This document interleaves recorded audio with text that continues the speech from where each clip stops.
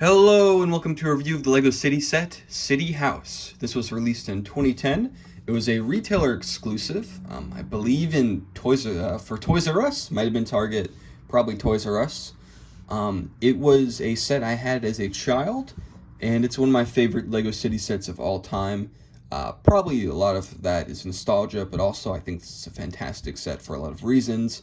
And it's one of the few LEGO sets that has basically been kind of, at least mostly, put together throughout the entire time I owned it. This one was never destroyed. It was always intact, and because of that, I kind of have a special, a special connection to it.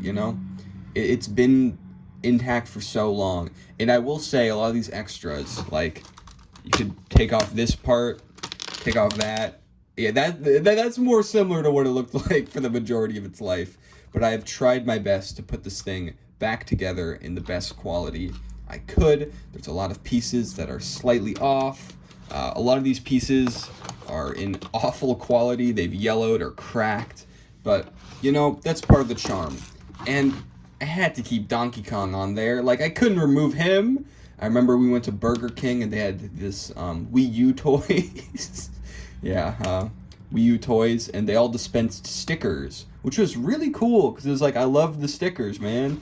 And they got a few all the way over here. It's interesting because Donkey Kong stayed on there pretty well, but a lot of the other ones peeled off over time.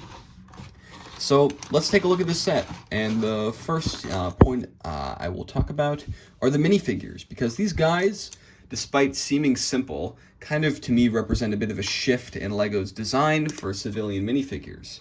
As you can see, these guys are very basic, You've got a standard female face, standard male dude, but that's the thing. That was kind of weird because for a long time, LEGO had this weird tendency to make eyebrows orange, and there wasn't really a super, consistent design language between the minifigure faces in City. A lot of them were taken from other themes. Some of them were remnants of, the town days. Just like, not a lot of parody. But these guys feel very cohesive. They all feel like they were designed by the same person, I guess. And that's cool. I mean, I'll be honest, the way this kind of design evolved to be like overly expressive is a little bit, I'm not into the overt extra details that they kind of implemented in later City sets. But here as it stands, this is just a nice happy medium between the simplicity of a classic town and the modern complexity that was beginning to form with the 2010s. This guy's got a skateboard. I don't know if this is the right one. This is also the same skateboard I used for the city corner, so I'm not sure where it belongs. But he's got a skateboard, and he's got a torso that was pretty common during the time. I think I only have one copy of his head. Maybe it was, I don't think it was exclusive, but a bit of a weird one. This one kind of blew my mind when I was a kid, because I remember seeing this torso and this hair being used in a really old Agent set. I think it's the one with the villain, the weird shaped mech. And I was like so excited to have these because the colors, man, it like looks really interesting. And this hairpiece, the bob haircut, that was also like really cool. I was so hyped to get it. I remember being really excited about this figure. You can see their arm is like so cracked. Oh my god. Same with this guy. And this final one, the dad, I didn't really know it was a Bionicle reference, but I really liked his shirt. This is one of my favorite face prints LEGO City did. He's just a overall chill guy. I love him. He's wonderful. So yeah, we've got some great minifigures. There also was a dog included, but I don't know where I put the dog.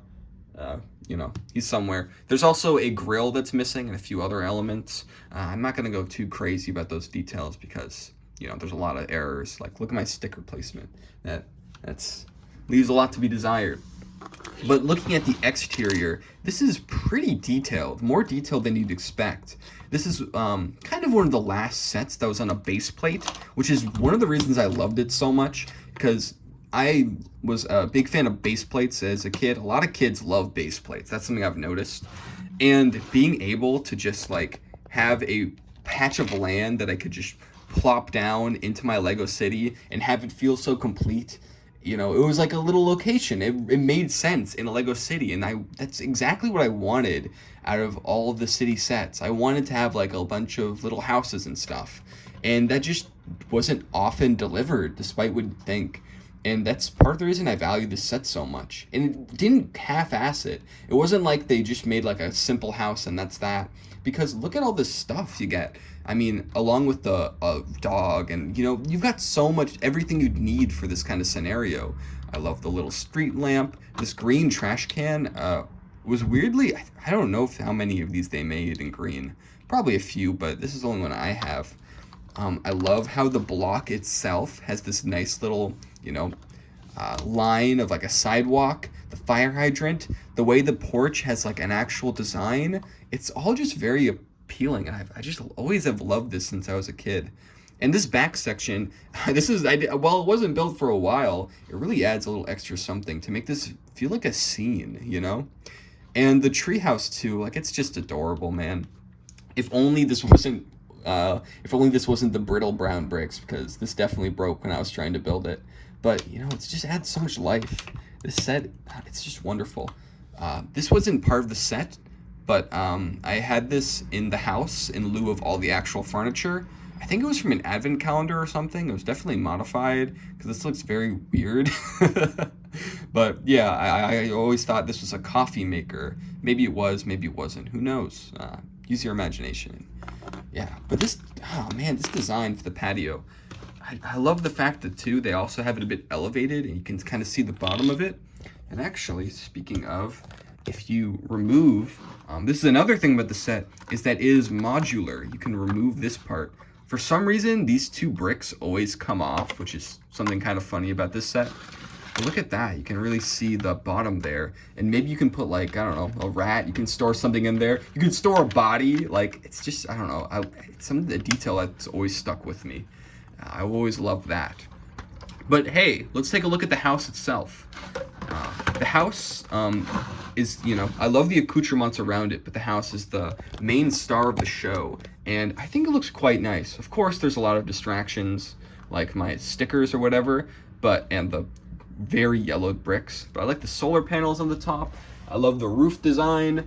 I don't know, it's just nice. It's just nice, you know. Building it feels like you're actually building a house. There aren't too many panels, which is something that's kind of a pet peeve about, you know, Lego houses, is when it's just a bunch of panels. You know, you've got a few there, but there's definitely some actual building going on.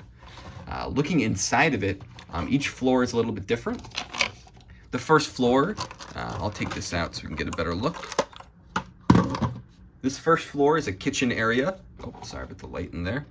You've got a little TV up there, which I always thought was so cool because I was like, oh, because as a kid I was imagining, oh, I wish I had a TV in the kitchen. A nice little table. There should be 2 drink cups on there. And a little sink too. They suggest you put like a little, I think like a skillet in there or something. It's just very roomy, very simple but effective, you know, that kitchen kind of vibe. That made me sound like such a Gen Z creature, but I don't know. I love that they had a completely like random like dark orange table. You know, the colors in this set are very interesting. It kind of repeats a lot of simple structures. Like there's a lot of things built on these tan blocks, which to me feels like it's kind of like, oh, it's a little wood block. And there's a lot of TVs. There's multiple of these lamps, or there should be. And most of the tables are made of this dark orange. It kind of creates a consistent, oh, and the chairs are the same build. It kind of creates like a consistent like language that this set uses to kind of represent a house. And I've always appreciated that. I always thought that was cool. I just love this set so much, man. It's nostalgia, definitely a lot of it, but I love this set. I can't deny it. Looking at the next floor, we've got a little sofa here, which is kind of cramped. I don't like how the table has literally no room in between it and the sofa. Got a little computer desk though. There should be a chair there, but it's not. Sorry. And this is supposed to be a lamp, but I cannot for the life of me find the dish piece, the yellow dish piece that's supposed to be there. This is another good living room. Another good room. Definitely supposed to be the living room, you know, kitchen, living room. Those are kind of your basics. Lego didn't really do bathrooms back then. I mean, I guess the bedroom, which is the top, is the last core pillar, but they really, you know, you know, it's a living room. It does the job. Something about this that I've always enjoyed is that the top has this like design where, you know, has this weird slider brick. That's why I always called them, because you can put a piece there and slide it about. And I've always thought that was really cool. It just adds an extra little something to this roof design.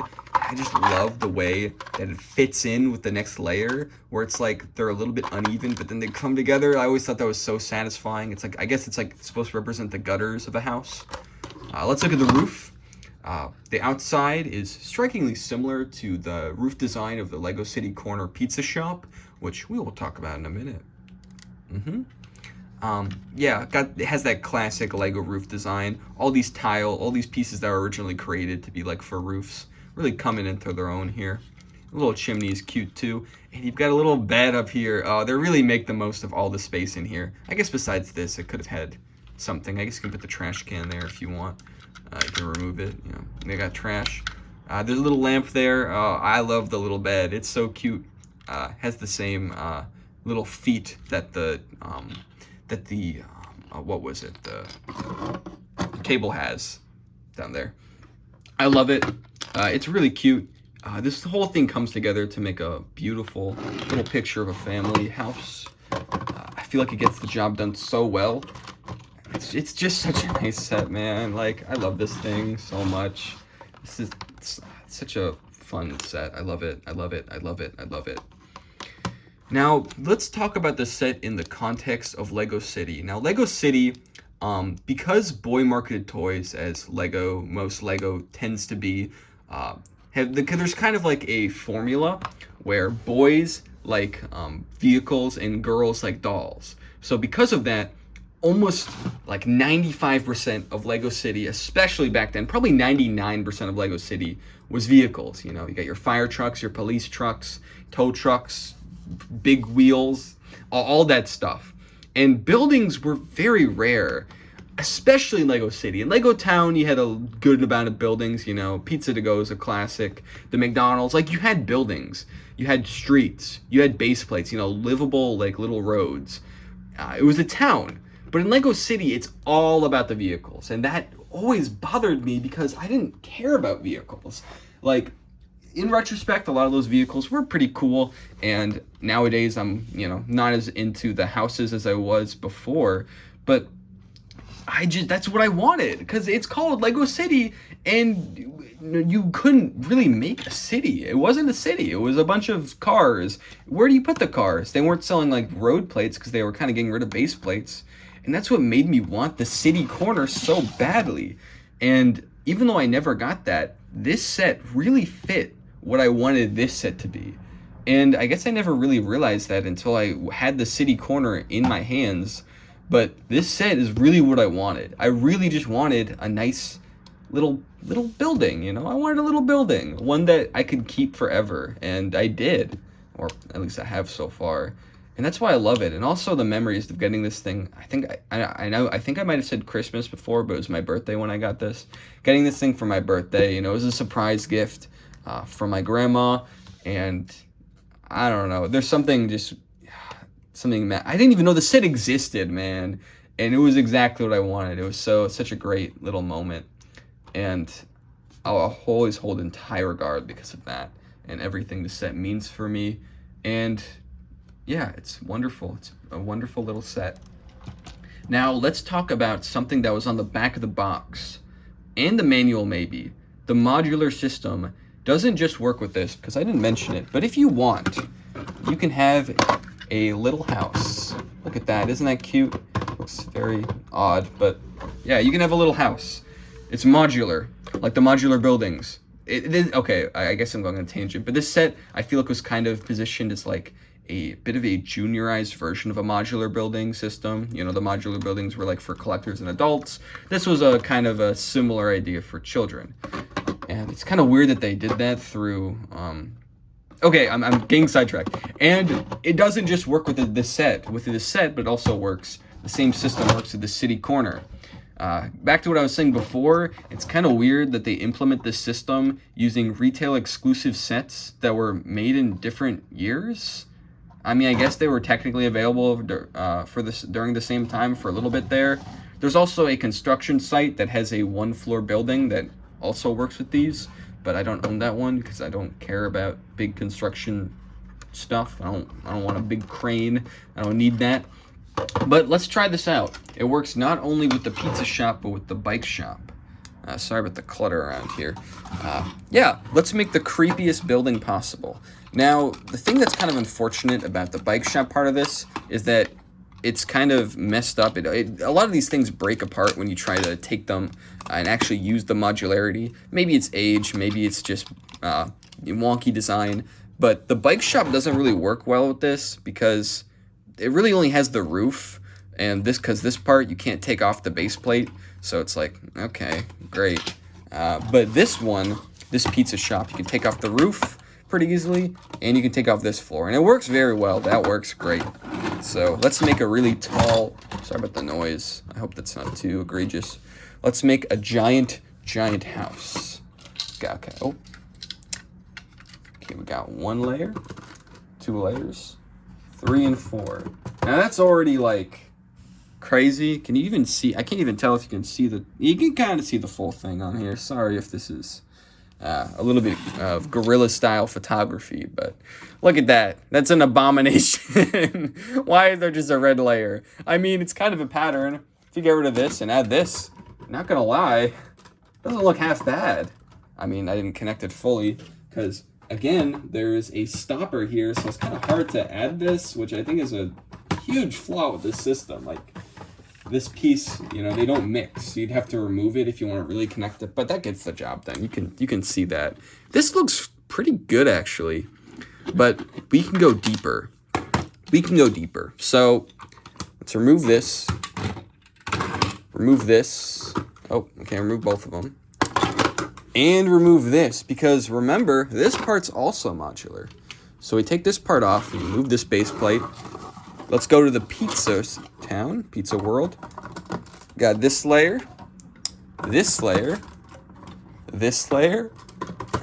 Oh, actually, I think maybe it would make more sense if I go like a little bit different order. Okay, got this.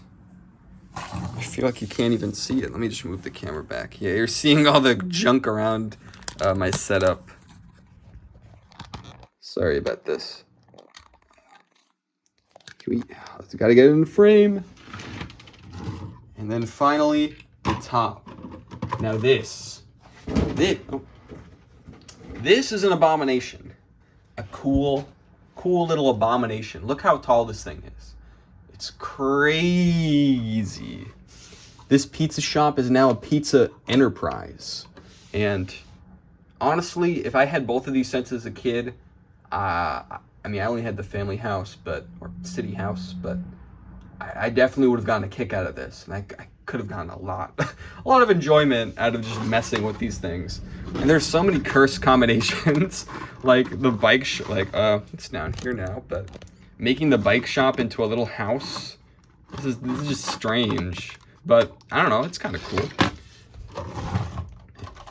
There's a lot you can do with these sets. They're versatile, especially the city home more so than the city corner. But part of me wants to just get multiple copies of one of these sets just so I can mess with the modularity, Life on Mars style, because that's just kind of fun. And the customizability is so Lego, and I feel like it's such in the spirit to bring that modularity from the sets, from the freaking big consumer sets, and give it to the kids, give it to the give it to the people, give it to the fellas who go to Toys R Us and Target. I guess they're at different stores, so like one's at Toys R Us and the other's at Target. That's mixed messaging. Which one do you want me to go to? Lego? I can only go to one. Maybe they want me to go to the Lego store. But I've rambled on a long time about this set. It means a lot to me. I love it. This bus is part of the city corner. Sadly, I don't think this is just a little bit too small to fit part of the house, but we'll give it the honorary mention because technically it's another kind of plate-esque system. But yeah, that's all I have to say about these sets. I think They make each other better. The City Home from 2010 is one of my favorite LEGO City sets, and probably one of my favorite sets of all time. I don't know, I can't see much wrong with it. I love it. Nostalgia bias, obviously, but I do think it's a fantastic set. And I love it so much, and it means a lot to me, and it'll mean a lot to me for years to come. Thank you for watching.